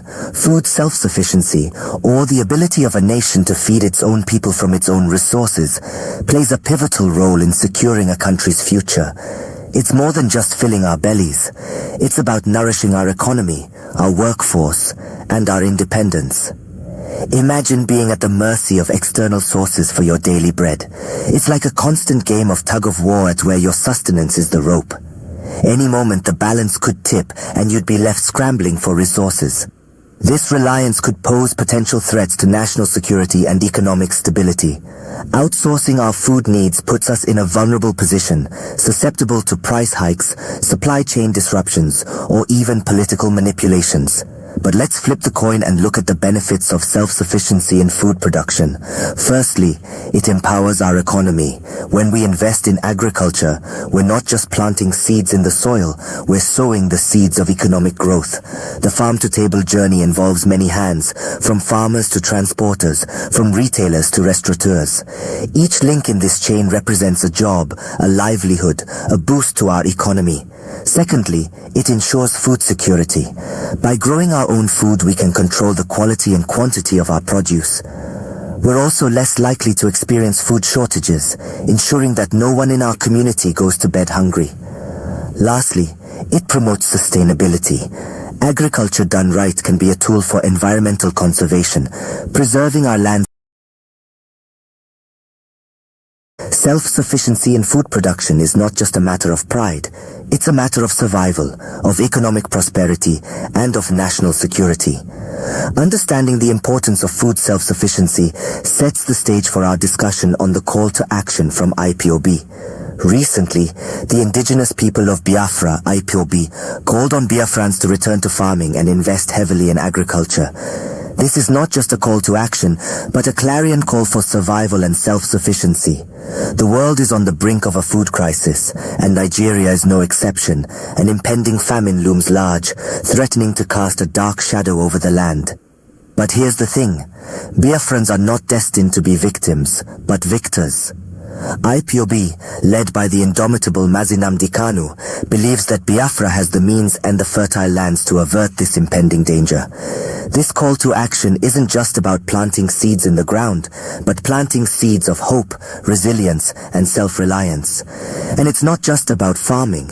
It's about creating an entire ecosystem that supports agriculture, from cash crops to animal husbandry. It's about building agricultural cottage industries that process and preserve agricultural products for export, turning Biafra into a powerhouse of agricultural productivity. So where do you come in? IPOB is appealing to all Biafran's philanthropists to support farmers in their communities. But this support doesn't only mean giving temporary food items. It means providing seedlings and other farming implements. It means encouraging and supporting farmers to go back to farming, to go back to the land that once provided for us all. And it's not just about the present, but about the future. IPOB is urging Biafrans to invest in agricultural research centers. Why? Because quality research and development is key to growing our native food products efficiently and sustainably. It's about learning how to fish, not just buying fish to eat. This call to action is not just about investing in agriculture, but also about investing in the future of Biafrans. It's about securing our food supply, about ensuring we are not left vulnerable. It's about taking control of our destiny, one seed at a time. Because at the end of the day, a nation that can feed itself is a nation that can stand tall and strong, no matter what comes its way. IPOB is not just calling for action, but also taking tangible steps to promote agriculture in Biafra. The indigenous people of Biafrans, or IPOB, is not simply sounding the horn for agricultural investment, but it's also actively participating in the drive. A key aspect of its involvement is the provision of high-quality seedlings to selected farmers for the planting season. By doing so, IPOB directly incentivizes farming, providing the necessary tools that allow farmers to produce bountiful and healthy crops. But the commitment of IPOB to agriculture doesn't stop at seed distribution. It is also deeply involved in securing farmlands against potential threats. The Eastern Security Network, or ESN, an arm of IPOB, is instrumental in this security effort. They have made significant strides in protecting our forests, bushes and farmlands from the threat of marauding herdsmen. The ESN's role is not just about physical protection. It's about creating a safe and conducive environment for farmers to cultivate their crops without fear. It's about ensuring that the hard work of our farmers is not destroyed overnight by external forces. Moreover, the IPOB and ESN's commitment is a stark illustration of their dedication to the cause of self-sufficiency in food production. Their loyalty lies with Biafrans, and their actions reflect their determination to ensure that Biafrans are not dependent on food supplies from outside. Through their efforts, the IPOB and ESN are not just protecting our present, but also paving the way for a future where Biafrans are not just consumers, but also active contributors to the food supply chain. They are working tirelessly to create a future where Biafrans have full control over their food supply and are not left in vulnerable situations. The commitment of IPOB and ESN is a testament to their dedication to the cause of food self-sufficiency in Biafra. Their actions speak volumes about their commitment to Biafrans and to the ideal of a self-sufficient Biafra. The call to action is clear. Biafra must invest in agriculture and take control of their food supply. As we stand on the precipice of possibilities, we must remember the importance of self-sufficiency in food production. The power to feed oneself is more than just survival. It's about independence, resilience, and the capacity to thrive. The fertile lands of Biafra are a testament to this potential. But potential is nothing without action. We must put our hands in the soil and sow the seeds of our future. Each seed planted, each crop harvested is a step towards self-reliance. It's about taking back our power, the power that comes from growing our food, from being in control of our food supply. But this is not a journey we embark on alone. Community is at the heart of Biafra, and it is our collective responsibility to support our farmers. They are the backbone of our society, the ones who toil under the sun to feed us. We can support them by purchasing seedlings, providing farming implements, and creating an environment that encourages farming.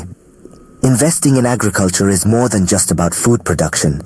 It's about fostering innovation, developing our economy, and creating sustainable livelihoods. This is where the role of agricultural research centers comes in. Don Prince Victor, Anya begun Biafra deje no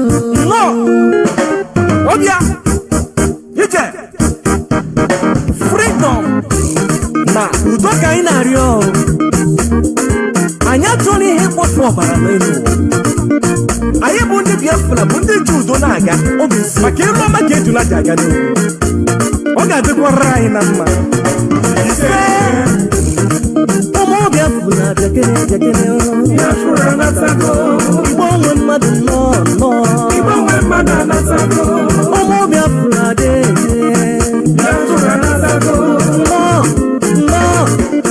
nwe mmadụ natago Eji megwu mekene Chifu Nnamdi Kanu Odogwu ga-adịrị mma onye eze na ọdụgoro gị mma ọkwa ndị solo gili n'ụwa akọrọ gị ogili lata ọkwa osisi bolo tolo emeresego n'ụma kwere okwu anyị ma n'ọnọdụ ugo ọdọrọ na-egbe mma ọkwa ogogo onye arụ a na-achụ anya ọsọ otu ekwensị eliko nni ọ ga-ejikwe n'ogologo ngaji dịka ekeni gị bụ na London dịka ekeni gị bụ na Israel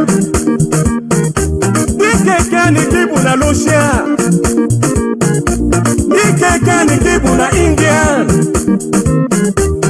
Kekeni kibu na Biafra Nnamdi Kanu Kekeni kibu na Biafra Nzobu Enyi mba enyi Nzobu Enyi mba enyi Anyị ga-azọgbu ndị ilo Enyi mba enyi Nzobu Enyi mba enyi Ụmụ Igbo niile dekene Igbo nwe mmadụ anatago Igbo nwe mmadụ nọ Ewo ọ dịwụla anyị Igbo nwe mmadụ anatago Onye wele kesi zanye n'osisale my blood Onye wele ke chukwu nye no chukwu okike obiọma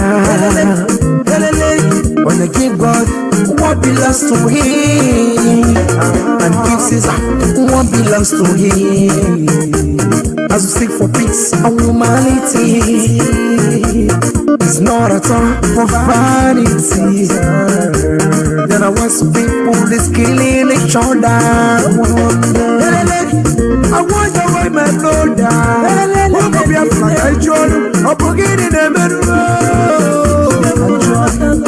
I'm forgetting the middle.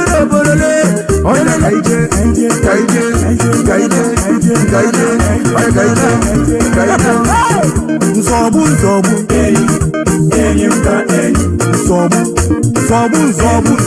enyi mba enyi Nzobu enyi mba enyi Sobondela anyị na-ewu enyi mba enyi Fellow, let my people go Biafra natago Let my people Igbo nwe mmadụ anatago N'elu ọlọpụga n'anya aka n'ụọ Biafra natago Igbo nwe mmadụ nọ Igbo nwe mmadụ anatago Ojude na-elapụ udene n'ude na-abụla anụ Mana anyị abụrụ ọnụ udene n'ụwa Ihe ọtọtọ I want to know something Make una hear me Iburu nwa Biafra na taba n'ụlọ Make una come back Ka anyị dozie n'obodo anyị Ibu mkpọta ibu expọta na taba n'ụlọ Ka anyị dozie n'obodo anyị Ndị dị n'obodo anyị Ebe ọtụtụkwa na-agba anyị Shipụ na-agbakwa na be anyị Oyi dịkwa n'ala be anyị Mmanya nkwụ dị na be anyị Ihe niile dị mma Ọ dịkwa n'ala be anyị Natabanụ n'ụlọ Ka anyị dozie n'obodo anyị Ụmụ Igbo kọmpa Ka anyị dozie n'obodo anyị O tinye nwata weli aka elu Aka fụwa yufu o wetu aka Jehova nke zọpụtara ụmụ Israel n'aka Fero Bilie natara ya oke ruru anyị Balie natara ya oke ruru anyị Chukwu Bilie natara ya oke ruru anyị Biafra bụ nke anyị obodo ọma Biafra bụ nke anyị Ala Chukwu tere mmanụ Nzobu enyi mba enyi Nzobu enyi mba enyi Nzobu ọnụ ha enyi mba enyi Anyị azọgbu ọnụ ndị ilo enyi mba enyi Nzobu, nzobu, enyi, nzobu, enyi, nzobu, nzobu, nzobu, nzobu, enyi, nzobu, enyi, mba, enyi. IPOB, nzobu, enyi, nzobu, enyi, mba, enyi, nzobu, nzobu, enyi, nzobu, enyi, mba, enyi. Asikwa mnikwe tukero. Biafra natako. Giligili bigweze nwanne mo. Igbo wema na natako. Odiye wata yela pumi yaka o. Biafra natako. Akafuwa go funige watiana. Igbo wema na natako.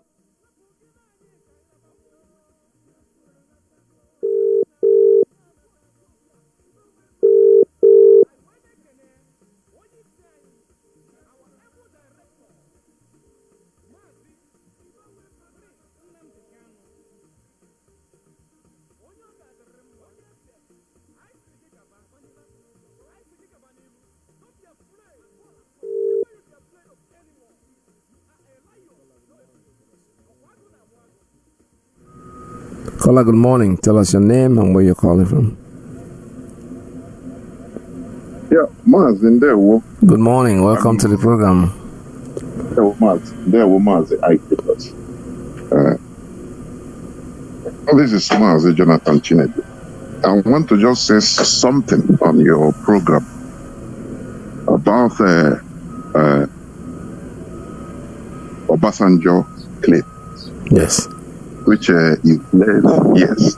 So my own viewpoint there is it, because I was listening and I heard what Mazi is it Okafor? Yes, Ben Okafor, what he said, which I also concur with him. I personally take Obasanjo as the most cunning hater of Ndebo. He's the most cunning hater of Biafra. So, you know, when somebody hates you and he shows it, it is better than when somebody hates you and is playing politics, trying to make you understand that he loves you. Any person that is trying to lure Biafrans or Igbo people into Nigeria, you know, is doing us a disservice. I am telling you honestly, because even if he went on this third time, it's not the solution. If he want, let him bring all the Igbo people inside there as you know, technocrats. They contribute their quota. They build Nigeria for that time, and after somebody else will enter and destroy everything. That is the reality facing Nigeria and facing us in Nigeria. That is what we are, because Nigeria is not sustainable. Yes. The only way Nigeria could have been, let me say, if there is a way, the only way I think Nigeria could have been good is had it been the 1960 regionalism sustained the debt. Without this tribalism being infused into Nigerian politics, some people might have been having hope.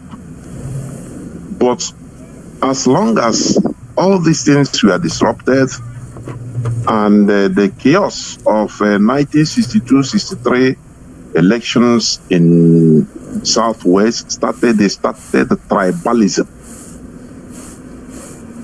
That is where Nigeria becomes what it is today. And it was programmed to be like that by the Creator. So there is no way we can regret or we can accept that, had it been Obasanjo has been there,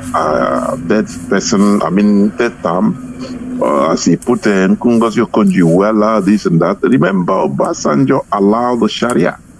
And this number one. You know, what we are seeing in Nigeria is a chess. Nigeria is just like a chessboard in the hands of the creators. These politicians you are seeing are just like the bishops, the pawn, you know, the rooks, the horse, or, you know, which are in the hands of the chess masters. So that is it. So when you talk about maybe Igbo people being put into high positions and they build Nigeria, what about Lagos we built? Igbos built Lagos. Even in Abuja, they have properties, they build, they beautify anywhere they go. But what do they get in return as long as Nigeria is concerned? That is the basic reality that is facing us. It doesn't matter, they welcome you, give you land, say, oh yeah, you do in Sabongari, the same thing in the north. So, what about all the places we built? I mean, Igbo people built. What about all those places? A time we come, in Lagos, they disenfranchise our people from voting. But they have properties everywhere. They own more properties there than any other tribe. They built it. So, what are we talking? Nigeria is the symmetry of Igbos. That is the bottom line, because there is no way, if you want sustain Nigeria for maybe or somebody you can call a good president or a good this and that, even in an Igbo man for 10 years, 20 years. Can you calculate after that 20 years what is going to happen? One other person will come and destroy everything, because the Fulani has agenda. The Fulani has agenda. And there's something you say, please. It's not that, because I used to also say it in my program. It's not that, but it's a just slight disagreement. You say that, because I used to say that we should imitate or learn from the Fulani, because they are politically wise. Political wisdom is that they are together and they are focused in their direction. That is the truth about it. They are focused, and that is why they have manipulated every other tribe in Nigeria to be under them. In the north, you have non-Fulanese Hausas everywhere, but they are the people that manipulated the Hausas against the Hausas. They manipulated the Kanuri against themselves. They are in charge. They have non-Fulani tribes everywhere in the north, far more than the Fulani are a very tiny group, but where you see them, they are in the political positions in Nigeria. They are the political hems of affairs, Senate positions, House of Assembly positions, the kings, the emirs in the north, which means those other non-Fulani, their voices are never being heard. Because who is speaking for them? Those politicians on the hems of affairs. That is why they were able to go to the Nigerian Assembly, National Assembly, and started pushing for Sharia to be inserted or to be expanded in the Nigerian Constitution. It's not that all of them are not there. They are Fulani. No. Fulani is just a tiny group, but they have positioned themselves in a way that whatever they are doing, it is for the interest of the Fulani. All others might go and mumble and, murmur, but their voices are not being heard. That is the thing. That is the reality. So, what am I trying to say? Obasanjo is one of the Aromeni because he's so cunning. He's so cunning. Any person that is trying to lure Igbo people into Nigerian politics in order to use Igbos to build Nigeria, what about after? What will happen? That is my question. What about after? They will call you stranger, go to your land. They will tell you that you are not. If they want really Nigeria to be good, let me put it like this, and they put everything in the hands of Igbo people. Now, what will happen? There will be jealousy, which means the theory of Igbo's domineering is true, which is not sustainable in Nigeria. That is why we want our own place where we can do our own thing without any external influence. What I mean, Fulani influence, Yoruba influence. We do our thing. They say we are domineering. Okay, let us domineer it in our own land. We built our place. No person can come tomorrow and say, no, you just go to your land. No person can come and destroy. The people who, the education that we are receiving from everywhere, mostly even Radio Biafra, is raising people's awareness so that tomorrow, in the building of our land, No person will come tomorrow after building. He come and as a politician, I'll call it a president or a prime minister or a king, will come and make anti-people's policy. People will rise up and go and remove him from that seat. That is it. But it cannot happen in Nigeria. That is why I've been maintaining this theory that had it been Peter Obi's there, it will be far worse than for us. Because after his tenure, let's say he stayed 8 years, okay. 8 years. After 8 years, what happened? So there is no way, even in my widest dream, I can refer to Obasanjo as maybe a good person. No. 1999, he didn't win the election against Olufalaye. But he's agent, he's M16 agent. So that's why they put him, the Fulani trust him, he's the person they trust. They put him there as the person they trust. Olufalaye won the election. He was there for a purpose. And sometimes, let me also say this before I pull out. Sometimes, honestly speaking, some of all these politicians that are entering power, some of them might go there with good intention of trying to develop Nigeria. For your information. But once they enter, the situation, the reality they face, is there now they start seeing shadows will start coming out to tell them, to warn them that, look, it is not as you think. This is the reality. You are there as a figurehead. Why didn't Tinubu said it that he didn't have blueprint, no plan before entering as a president. He didn't have blueprint. He said because if you have his blueprint, he cannot be there. They might even kill him. Why is it so? Person running for a country's presidency don't have any plan. That is why he never granted interviews in Nigeria or to Nigerian press. He don't come on the presidential debate. It's not. The only thing he said, this is my thought. Finish. So the places he used to fly to is a Chatham House in London, talking with the people that that they are the people that will put him into power. Whereas all like Peter Obi is making noise everywhere. That's why they call them that they are structurally set of people. They don't know what's up. And today, Tinubu is there. So there is no way we can try to turn around things that have been created.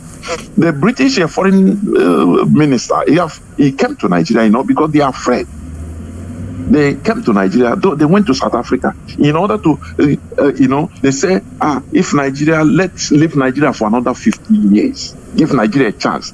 What are they, the people, why are they so interested in are they the people living in that place?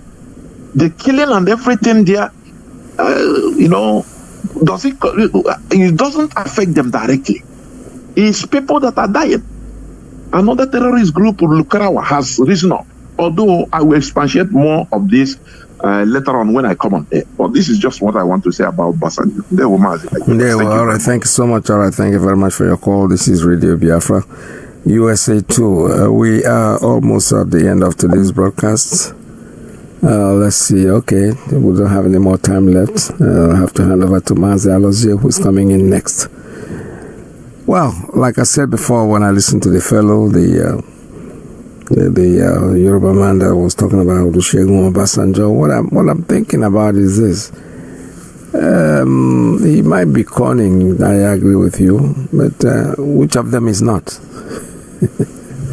Which politician is not? The only politician I know that is not cunning, not even a politician, is Donald Trump. I've been saying it, I've said it before. I voted for him 3 times. And I'll vote for him again, even if it happens that he is there, because I don't trust any of these politicians at all. Because you never know what they will do.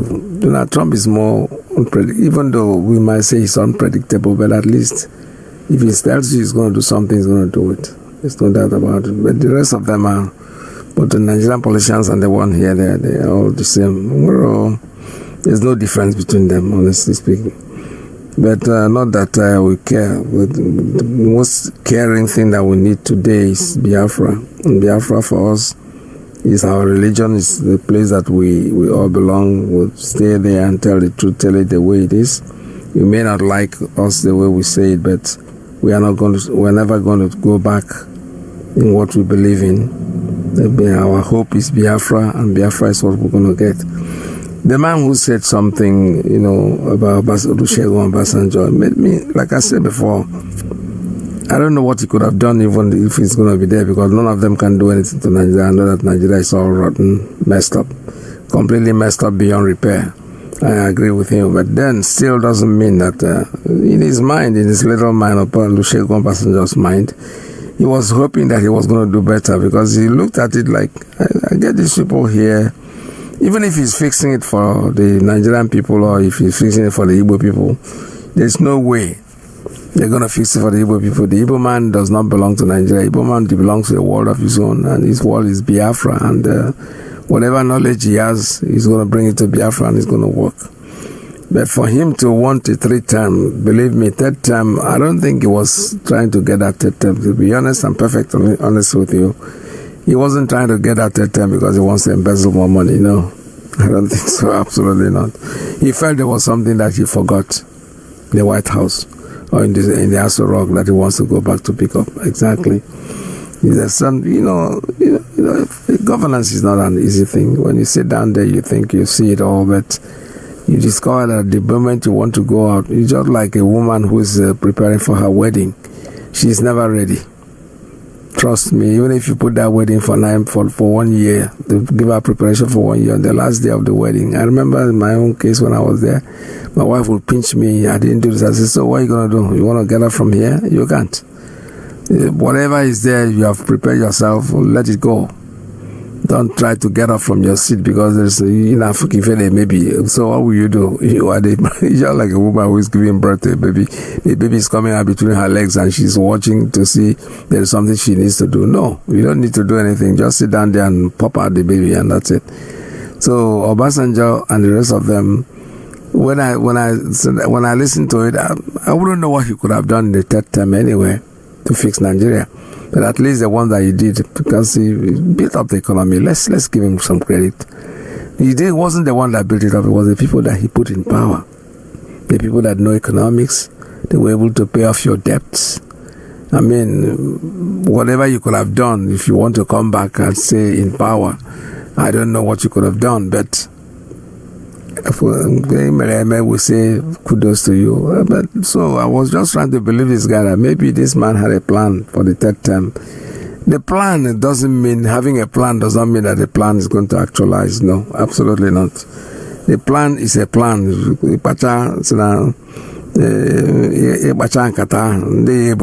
debts are still there to really make sure that you don't succeed. This is Radio Biafra USA 2.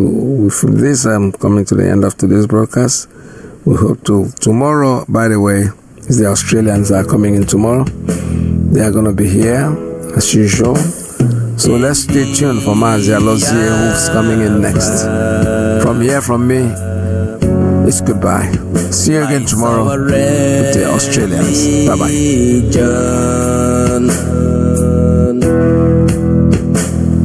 The last hope we have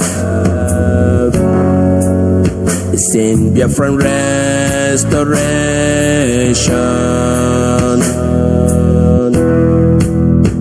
I believe, listen to Radio Biafran. It's where we worship as a true Ike. Happy Let's go kingdom.